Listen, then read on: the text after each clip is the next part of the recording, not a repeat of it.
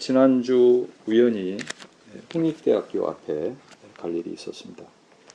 홍대 앞 하면 저에게는 좀 특별한 곳입니다. 한 근 20여 년 전에 인터넷 사업을 하느라고 거기에 사무실을 얻어놓고 날마다 출근하던 곳이기 때문에 그렇습니다. 예, 참으로 궁금했습니다. 제가 예전에 한 20여 년 전에 근무하던 그곳이 어떻게 변했는지. 굉장히 친숙하고 낯익은 곳이었는데 참 많이 변해 있었습니다.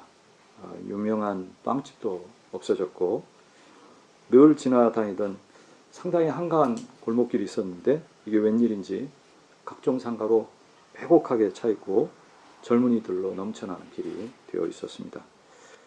잘 아는 곳인데 참 낯설다 하는 그런 느낌을 받았습니다. 어느 곳이건 그게 홍대 앞이 아니라 하더라도 이렇게 낯선 느낌을 받게 되면 이런 생각이 들지 않나 싶습니다. 제가 실제로 그랬는데요. 마치 여기가 옛날의 내가 아니고 지금의 나와 이 거리와는 좀 잘 어울리지 않는구나. 거기 옛날에 다닐 때는 그런 거부감이 없었는데 그러면서 드는 생각이 내가 왜 여기 와 있지? 이런 생각도 들었고요. 여기가 어디지?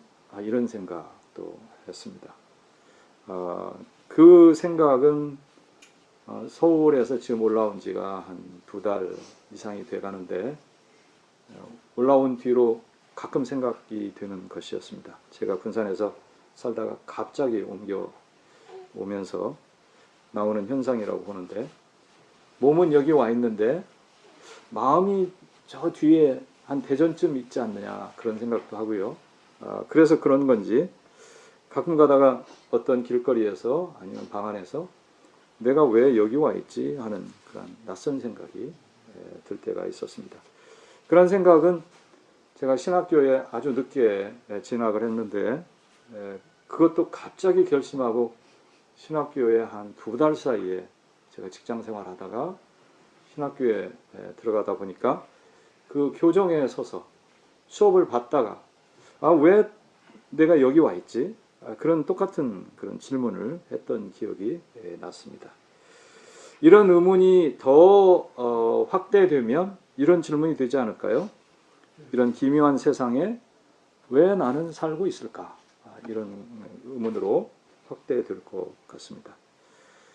이것은 인간이 가질 수 있는 가장 근본적인 질문 가운데 하나입니다. 여기가 어디인가? 그 질문과 함께 나는 누구인가? 라는 질문이 또 더 기본적인 질문이 되겠습니다. 여러분은 나를 누구라고 생각하고 있습니까? 그냥 아주 쉽게 객관적인 사실을 얘기하자면 나는 이름이 뭐이고 그리고 누구누구의 자녀이고 누구누구의 남편과 아내이고 이런 것들, 표면적인 것들을 먼저 얘기할지도 모르겠습니다. 그러나 100주년 기념교회에 우리 장로님 성함하고 같습니다만 김재철 목사님이 하시는 말씀을 들었는데 그것은 외눈으로 보는 것이다. 그렇게 얘기하고 또 제 용어로 친다면 육안과 영안으로 봐야 한다. 그 외눈은 육안으로 볼 때 그렇다는 겁니다. 나를 쉽게 누구라 이르고 누구의 누구라고 이룰 수 있다는 것입니다. 그런데 그 육안으로 외눈으로 보아서는 온전히 그 사실을 알 수가 없고 육안과 영안 두 개를 동시에 발동을 해서 보아야만 내가 누군지를 정확히 알 수 있다는 겁니다. 영안으로 볼 때는 전혀 다른 차원의 그런 정의가 내려질 수 있습니다. 내가 누구냐라고 하는 물음에 대하여 그래서 영적으로 물어봐야 합니다. 제가 이 영적이라는 단어를 많이 이제 앞으로 쓰겠는데 영적이라는 얘기를 항상 그렇게 해석하시면 무난할 겁니다. 하나님께서 개입하셔서 하나님이 보시는 대로 이렇게 보면 영적으로 본다는 말에 다른 말이 되겠습니다. 그래서 영적으로 하나님과의 관계에서 나를 보면 전혀 다른 대답이 나온다는 얘기입니다. 그래서 예수님은 항상 우리에게 그러한 사고를 할 수 있도록 이렇게 물으셨습니다. 너희는 나를 누구라 하느냐? 제자들에게 그렇게 물으셨습니다. 그러니까 내가 네 친구들과 비교하면 돈이 많은 사람, 더 똑똑한 사람, 못난 사람 이렇게 비교해서 되겠지만 다 도토리 키재기라는 얘기 있죠. 우리가 도저히 상상할 수 없는 경지에 계신, 높이 계신, 크신 주님과 우리가 함께 서서 주님은 누구시고 나는 누구인가를 그렇게 생각해 볼 때에만 나의 진정한 정체성을, 내가 누구인지를 알 수 있다는 것입니다. 나는 누구의 육신의 아들이기 전에, 그것은 육안으로 보는 것이고 외눈으로 보는 것이고 양안으로, 육신의 눈과 영적인 눈으로 같이 보면 우리는 누구의 육신의 아들이기 전에 창조주 하나님의 영적인 아들입니다. 딸입니다. 그리고 피조물입니다. 그러면 그냥 나를 아무개로 알고 있는 때와 전혀 다른 행동을, 사고를 하게 됩니다. 스케일이 달라지기 때문에 그렇습니다. 나는 그저 돈이 많다고 해도 100억, 1000억, 1조, 10조 뭐 이 정도의 재산을 갖고 있는 인간 중에 조금 탁월한 사람, 인간 중에 부자인 사람, 인간 중에 잘 배운 사람의 아들, 딸이 아니라, 그 정도가 아니라 이 온 천지를, 우주를 만드신 하나님의 자녀이다. 이렇게 되면 차원이 달라진다는 것이죠. 작은 것에 연연하지 않게 됩니다. 스케일이 달라집니다. 자, 이 나는 누구인가와 함께 오늘의 주제인 나는 어디에 있는가, 지금 어디에 있는가, 그것은 굉장히 중요한 질문입니다. 나는 어디에 있는가를 어떤 한 지점, 내가 서 있는 지점만을 보아서는 알 수가 없습니다. 제가 지금 여기 벽도 있고 저 부엌도 있고 이 창도 있기 때문에 이게 다 없고 허공 속에 내가 있다 그러면 좌표를 잡을 수가 없습니다. 내가 어디 있는지 알 수가 없죠. 지금 제가 여기에 가운데를 짚고 있다고 할 때 이 핸드폰이 한없이 넓다 그러면 이게 어디 있는지 알 수가 없는데, 이렇게 끝과 끝이 있고 내가 여기를 짚으니까 핸드폰 중앙을 짚고 있다, 이렇게 할 수 있는 것처럼 주변의 것이 내가 있는 곳을 규정해 줍니다. 그래서 내가 어디 있는가만을 묻지 말고 어디서 와서 어디로 가는가를 알게 되면, 그 주변 상황을, 앞뒤의 상황을 알게 되면 내가 어디에 있는가를 알 수 있게 된다는 것입니다. 자, 우리는 보통 어디서 와서 어디로 갑니까? 육신적으로 보면 어머니의 뱃속에서 나와서 무덤으로 갑니다. 그러면서 어디에 있느냐? 그 인생 과정 속에 있고, 그 심각하거나 복잡하거나 두렵거나 한 인생살이를 지금 이곳에서 하고 있습니다. 그래서 나는 지금 서울시 어디에 살고 있다, 이런 정도가 보통의 대답이 될 수 있겠습니다. 그것은 수평적으로 볼 때의 얘기입니다. 육적인 얘기를 할 때 그렇습니다. 근데 영적으로 얘기하자면 그 앞뒤의 상황을 아는 것과 함께 상하의 상황을 우리가 알아야 됩니다. 하늘을 상정해야 된다는 것입니다. 그래서 우리가 어디에서 어디로 가느냐를 묻는다면 어머니 뱃속에서 나와서 무덤으로 가고 있습니다 라고 대답하는 거 하나와 함께 하늘나라에서 와서 하늘나라로 간다, 이 대답도 덧붙여질 수 있다는 겁니다. 아니, 그것이 더 중요한 물음이 될 수 있습니다. 그렇게 본다면 이 땅은 영원한 하나님 나라에서 와서 영원한 하나님 나라로 가는 사이에 잠시 머무는, 잠시 잠깐의 생일 뿐이다 하는 그러한 깨달음을 얻을 수가 있습니다. 그래서 그 앞뒤와 상하를 우리가 다 알아야 하기 때문에, 그리고 그것보다 수평적인 그 물음보다 더 중요한 것은 상하의 물음이기 때문에 성경 곳곳에서 어디서 와서 어디로 가느냐고 하는 물음이 제법 많이 나옵니다. 예를 들면 창세기 16장 8절에 이르되 사레의 여종 하가라, 내가 어디서 왔으며 어디로 가느냐? 그가 이르되 나는 내 여주인 사레를 피하여 도망하나이다. 하갈은 사레의 여종이었습니다. 사레가 자녀를 못 낳자 하갈을 통하여 아이를 낳은 후에 조금 교만해진 것 같습니다. 그러니까 사레가 역시나 하가를 학대하기 시작하고 급기야는 그것을 피하여서 도망하는 그러한 도중이었습니다. 그런데 이 질문을 들은 것입니다. 내가 어디서 왔으며 어디로 가느냐? 하나님께서 물으시는데 어디서 와서 어디로 가는가를 물으면 우리가 뭘 알 수 있다고 그랬죠? 우리가 어디 있는가가 알 수 있습니다. 그래서 하나님께서 물으시는 것은 어디서 와서 어디로 가는가를 묻는다기보다 내가 있어야 할 곳이 있는데 그곳에 있지 않고 왜 여기에 있느냐? 그것을 묻고 있는 것입니다. 어떻게 생각하면 조금 무정한 듯도 합니다. 그 학대를 못 이겨서 지금 도망가고 있는데 다시금 하나님의 의도는 뭐냐면 그 학대하는 주인 품으로 다시 돌아가라고 지금 물으시는 겁니다.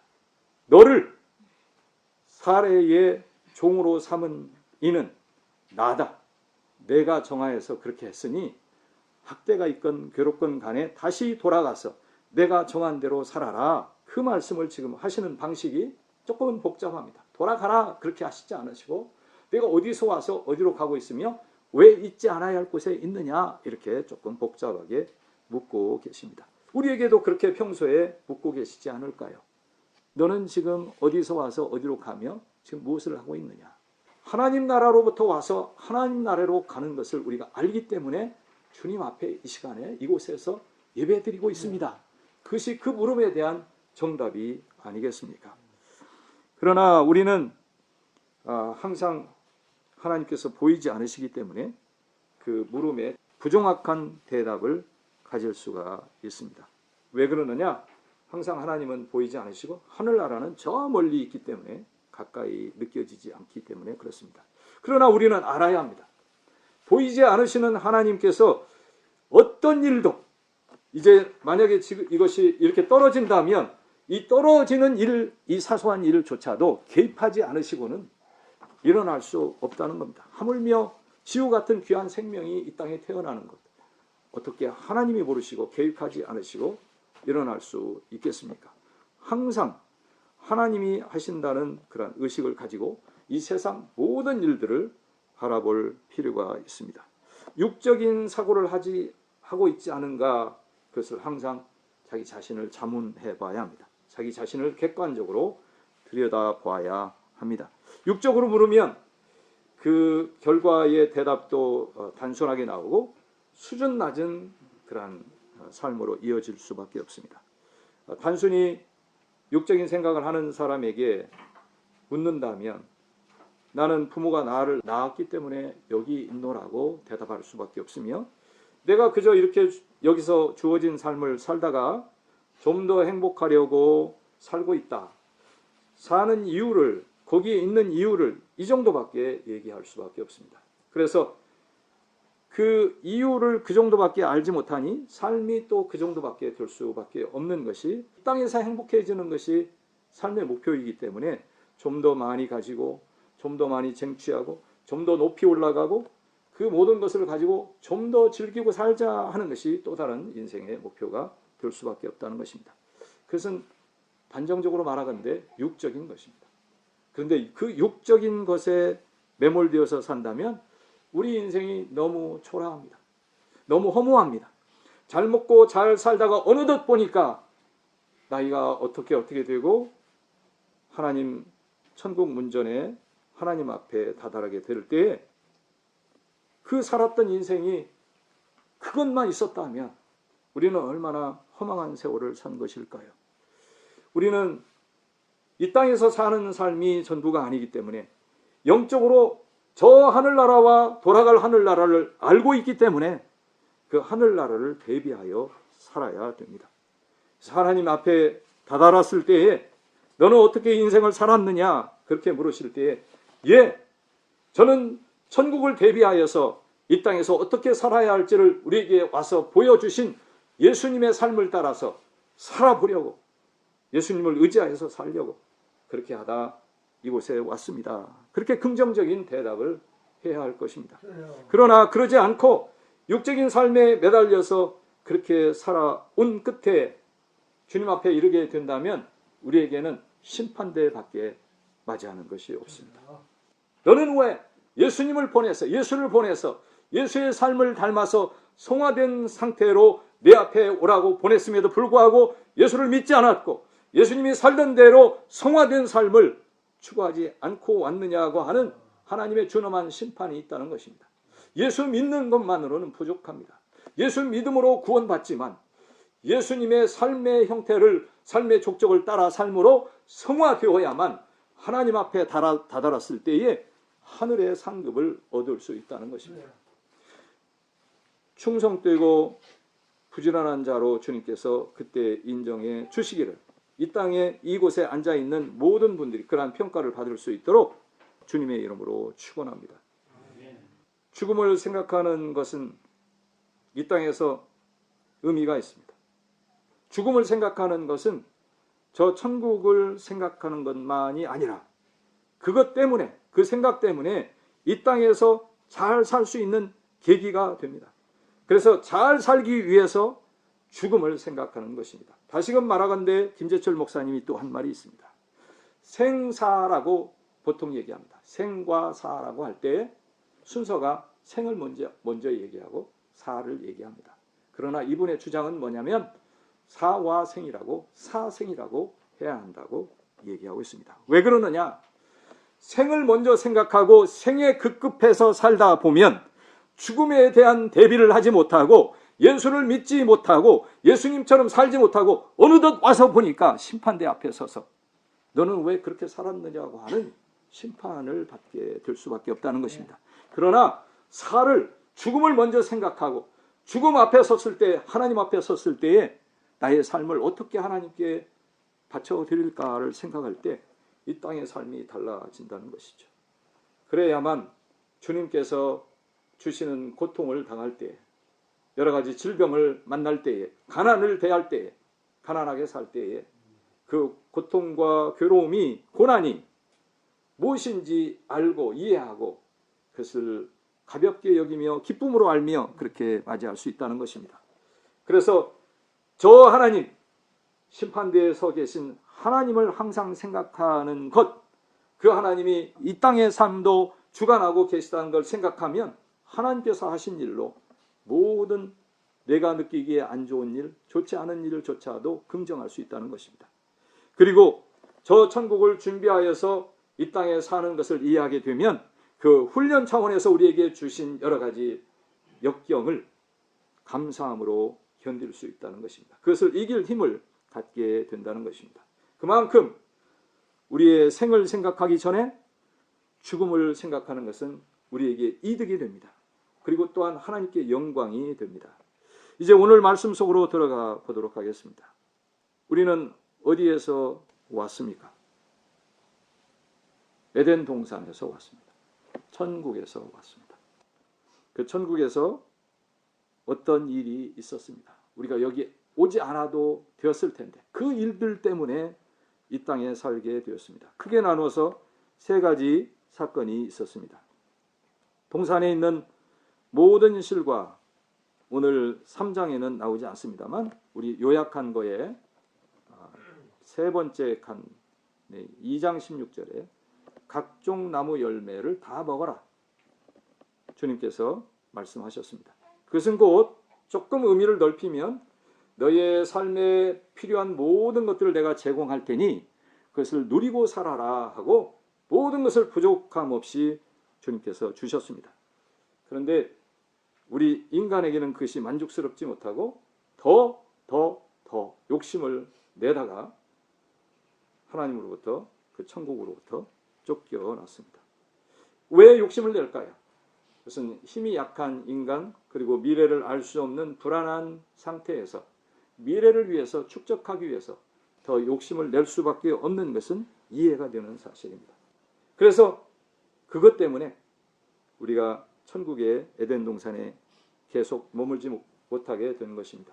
그리고 또한 두 번째, 오늘 요약에는 첫 번에 나와 있습니다만 2장 17절에 선악과를 먹지 말라고 하는 그 말씀을 어기고 말았습니다. 선악과를 먹지 말라 하시는 말씀은 하나님께서 우리 인간들을 위해서, 이 세상을 위해서 완벽한 계획을 가지고 계신데, 그래서 이렇게 하라 저렇게 하라고 할 때에 그 말씀을 순종하라고 하는 상징적인 말씀입니다. 그런데 그 말씀을 따르면 우리가 형통하게 될 텐데 참으로 유감스럽게도 아직도 자기가 살아 있어서 그 말씀을 따르지 않고 죄악을 저지르게 되었습니다. 그리고는 이 두 가지 잘못의 결과 하나님을 피하여 살게 되었습니다. 하나님과 사이에 사랑의 금이 가게 된 것입니다. 자, 이제 가장 중요한 문제가 대두되고 있습니다. 하나님과 금이 가게 된 그 관계를 회복해야 합니다. 그런데 그 회복하는 방법은 그 에덴 동산에서 잘못한 것을 회개하는 일 하나, 그리고 다시금 돌아와서 에덴 동산의 아담과 하와처럼 잘못하지 않도록 우리의 심성을 바꾸고 삶의 자세를 바꾸고 하나님을 대하는 자세를 바꾸는 것, 그것이 곧 회복하는 방법이라는 것입니다. 그래서 우리는 어디서 왔는가를 알 때에 이곳이 어떤 곳인 것을 아는 것처럼 우리가 온 저 천국에서 죄악을 저지르고 쫓겨났다는 사실을 알게 되므로, 그리고 우리가 완전한 회복을 이루어서 저 천국으로 다시 돌아가야 하는 이 앞뒤의 위아래의 상황을 알게 되면 이 땅이 어떠한 곳인지를 곧 알게 된다는 것입니다. 이곳은 곧 저 천국에서 잊어버린 것을 회복하는 곳이며, 저 천국으로 돌아갈 때에 천국에 합당한 인격으로 변화를 받는 그러한 훈련장입니다. 천국에서 실패한 세 가지가 무엇입니까? 불순종했습니다. 그리고 욕심을 부렸습니다. 그리고 하나님으로부터 멀어졌습니다. 이제 이 도표로 보면 네 번째에 불순종, 욕심, 떠남, 이거 머리에 새겨 두시기 바랍니다. 그림으로 가지고 계시기 바랍니다. 그러므로 사는 것이 더 힘들어졌습니다. 왜? 그러한 죄악을 저지르고 하나님으로부터 멀어졌기 때문에 그렇습니다. 이제 타 종교에서도 인생은 고해라고 할 만큼 인생살이는 너무나 힘듭니다. 자, 우리가 이 어려움을 극복해야 할 거 아니겠습니까? 그 극복하기 위한 방법이 뭘까요? 이제 이전에 욕심 부리다가 쫓겨났는데 더 욕심을 부리고 더 가져야만 그 힘을 가지고 살아나갈 수 있을까요? 이제 하나님의 계획과 뜻을 거스르고 내 뜻을 세우다가 쫓겨났는데 내가 더 머리를 쓰고 내 계획을 더 세워서 나가야 할까요? 그것은 이미 정답이 아니라는 것이 판정이 나 있습니다. 오히려 하나님께서 우리와 이 지상에까지 찾아오셔서 함께 하고 계시기 때문에 그 모든 인간적인 것들을 내려놓아야 합니다. 역설적입니다. 그것이 십자가 신앙입니다. 십자가 신앙은 더 가져라가 아니라 내려놓아라입니다. 더 싸워라 게 아니라 져라입니다. 살아라 그게 아니라 죽으면 살리라, 그것이 십자가 신앙입니다. 그 십자가 신앙을 우리 모두가 소유할 수 있게 되기를 바랍니다. 그리고는 에덴 동산에서 실수하고 저지른 모든 것을 되풀이하지 않아야 합니다. 그런 훈련을 하는 곳이 이 땅입니다. 그렇게 되풀이하지 않도록 체화되어서 훈련을 받아야 하는데, 훈련장이라는 것은 항상 실전보다 힘들게 환경을 만들어 놓는 것이 보통입니다.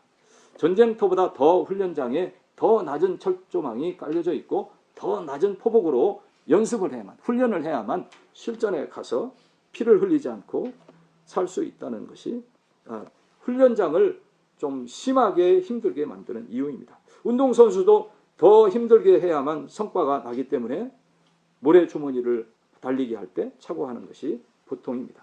자, 그런 것처럼 이 인생이라는 훈련장은 저 에덴 동산의 조건보다도 훨씬 열악하게 만드셨습니다. 육체만 살아남아서 그 육체가 가진 욕정, 필요를 향한 욕심, 이런 것들이 더 준동하도록 해서 욕심을 벗어버리는, 욕심을 극복하는 그 훈련을 하는데 오히려 안성맞춤입니다. 이제 욕심도 다 사라지고 쉽게 극복할 수 있다면 그것이 무슨 훈련이 되겠습니까? 더 힘든 상황, 극복하기 힘든 이 육체를 덧입혀 주시고 그 욕심을 이길 수 있도록 하셨다는 겁니다. 그러한 것과 똑같은 방식으로 이제 나의 뜻을 꺾고 하나님의 뜻을 따라야 하는데, 나만 보이고 나의 자아가 강하게 살아 있어서 그 고집을 꺾기 어려운 상태에 하나님은 명령하십니다. 더 하나님의 말씀을 순종할 수 없는 상황으로 이 땅의 삶을 그렇게 규정하고 계시다는 것입니다. 세 번째 어려운 것은 하나님을 사랑하지만 그분이 보이지 않습니다. 그것이 세 번째 어려운 상황입니다. 첫째로 육체라는 것, 그리고 자아가 살아있다는 것, 하나님께서 보이지 않으시는 이 어려운 삼박자의 어려운 그 환경에 집어넣으시고 이 모든 것을 극복하라 그렇게 말씀하시고 이 땅에 지금 살게 하시는 것입니다. 이 세 가지를 극복하기 위해서는 내가 죽어야 합니다. 목숨을 끊으라는 얘기가 아니라 그 자아를 죽이고 욕심을 죽이고 성질을 죽이고 모든 것을 죽이라고 하나님께서는 요구하고 계십니다. 그러나 우리를 죽이기가 그렇게 쉽지 않습니다. 다만 한 가지 방법은 하나님을 만나는 것이며 예수님의 삶의 모본이 어떤지를 두 가지를 아는 것입니다. 하나님을 만나는 이유는 왜 우리가 죽어야 되는지 그것을 아는 길이고 예수님의 삶을 우리가 아는 것은 어떻게 죽어야 하는지를 아는 길입니다. 자, 하나님을 만나면 우리는 너무나 초라한 존재로 전락하고 맙니다. 본래 그랬지만 우리가 모르고 살고 있지만 하나님의 위대하심, 거대하심, 높으심 이것을 체험하게 되면 우리는 죽어도 마땅한 하찮은 존재임을 생각하며 죽여주시옵소서 이렇게 하고야만은 참으로 주인에 불과하다는 사실입니다. 성결하신 주님과 우리가 같이 있게 되면 우리는 그 앞에 내놓을 수 없는 참으로 더러운 그러한 인간이라는 것을 알게 됩니다. 그래서 우리 자신을 낮추고 죽일 수밖에 없다는 것입니다. 그래서 왜 죽어야 되는지 그것은 하나님을 만날 때 명확히 우리가 알게 됩니다. 그렇다면 죽기가 어려운데 어떤 용기로 어떤 힘으로 죽을 것인가? 그것은 예수님을 만나보면 그 힘이 생기게 됩니다. 용기가 생기게 됩니다. 예수님도 죄 없이 죽으셨는데 죄인인 우리야 죽지 않고 어떻게 할 수 있겠습니까? 그래서 때로는 살아가다가 죽기 어려운 때가 있습니다. 성질이 살고 그리고 어떠한 사람에 대한 고가움이 살아서 그 사람을 미워하게 됩니다. 내가 죽지 않았기 때문에 생기는 일입니다. 그래서 그 사람 앞에 나에게 지금 면박을 주고 그리고 나를 손해나게 하고 그리고 나를 창피하게 하고 나를 뭉개는 그 사람 앞에서 나는 죽었습니다 하기가 너무나 힘듭니다. 그런데 우리에게 용기를 주고 우리가 죽을 수 있게 하시는 분은 예수님이라는 것입니다. 우리는 죄인임에도 이렇게 죽기 어려운데 죄인이 아니시면서도 죽으신 예수님 그분을 따라서 나는 죽으리라 그렇게 생각한다면 용기가 생기고 위로가 된다는 것입니다. 자, 우리가 할 일은 세 가지입니다. 첫째로 수시로 하나님의 뜻을 물어야 됩니다. 하나님의 뜻은 우리가 어떻게 알 수 있습니까? 명확한 하나님의 말씀, 성경 말씀으로 기도하는 가운데 우리 양심에 들려주신 말씀으로 크게 대별해서 두 가지로 알려주십니다. 넓게 보면 저 자연의 어떠한 것을 통하여서 우리에게 말씀하시는 경우도 있습니다. 그 소리는 잘 들리지 않는 경향이 있습니다. 우리에게 어떠한 악한 것들이 있을 때 그 소리가 들리지 않습니다. 성경 말씀 보기 싫습니다. 그렇지만 그 미세하게 들리는 음성에 귀를 기울이시기 바랍니다. 그런 가운데 주님의 뜻을 알게 되었다면 내 양심에 큰 소리가 아닌 미세한 음성으로 너 그렇게 하지 않을래? 라고 말씀하실 때 철저히 순종하시기 바랍니다. 이것이 천국 대비 훈련의 첫째입니다. 저 선악과를 따먹지 말라고 하는 그 실수를, 죄악을 되풀이하지 않는 그런 첫째 길이 되는 것입니다. 그리고 두 번째로 내 힘을 내려놓고 하나님께 맡기시기 바랍니다. 주님이 주시는 것으로 충분합니다. 그러나 우리는 욕심이 사나워서 욕심을 내고야 맙니다. 그렇지만 주님께 맡겼다면 주님의 처분대로 주시든 안 주시든 만족하며 사시기 바랍니다. 그러면서 보이지 않으시지만 주님만을 향하여 사시기 바랍니다. 다른 것들, 나의 인생을 영화롭게 하고 부유하게 할 것 같은 우상 같은 것들에 눈길을 주지 마시고 오직 주님만을 향하여 사시기 바랍니다. 주님만을 사모하고 사랑하는 가운데 그리고 주님을 모시는 가운데 이 모든 인생의 문제들을 극복하시기 바랍니다. 여러분 사는 형편이 어떠하십니까? 살기가 힘드십니까? 그것은 여러분을 하나님이 버리셨기 때문이 아닙니다.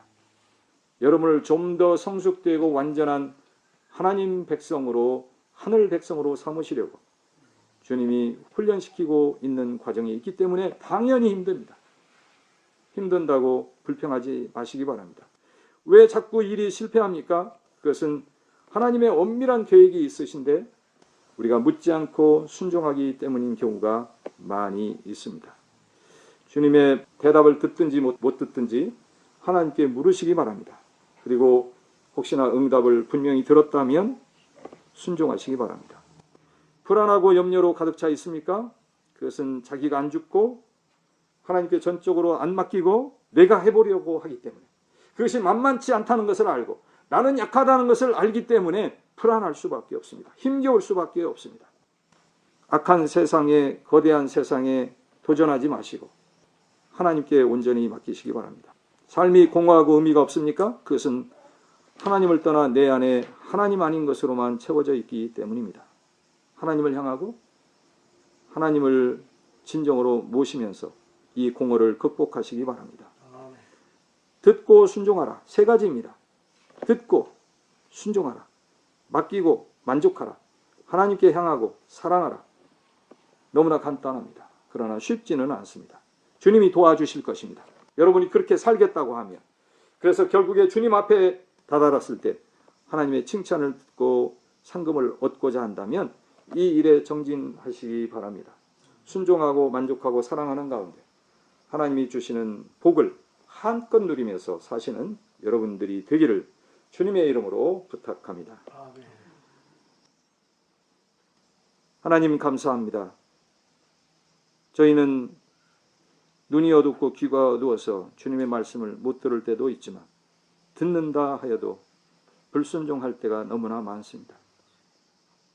이 세상은 너무나 거대하고 벽이 높지만 그것을 한번 도전해보겠다고 하는 어리석음으로 우리의 힘을 쓰고 있는 우리를 봅니다. 주님, 그 모든 것을 내려놓고 주님께 맡기기를 원합니다. 그리고 또한 주님이 결과물로 주시는 모든 것을 감수하고 만족할 수 있도록 우리의 마음을 주장하여 주시옵소서. 보이지 않으시는 하나님 계시지만 열성으로 주님을 찾게 도와주시고 향하게 하여 주셔서 결국 날마다 주님께서 동행하시며 나의 중심보다 더 중심에 계셔서 나와 함께 하시는 주님을 모시고 살기를 원합니다. 그래서 날마다 주님만을 사랑하며 이 세상 것을 다 버리며 하나님이 주시는 복으로만 살 수 있도록 함께하여 주시옵소서. 이 모든 말씀 예수님 이름으로 기도하옵나이다. 아멘.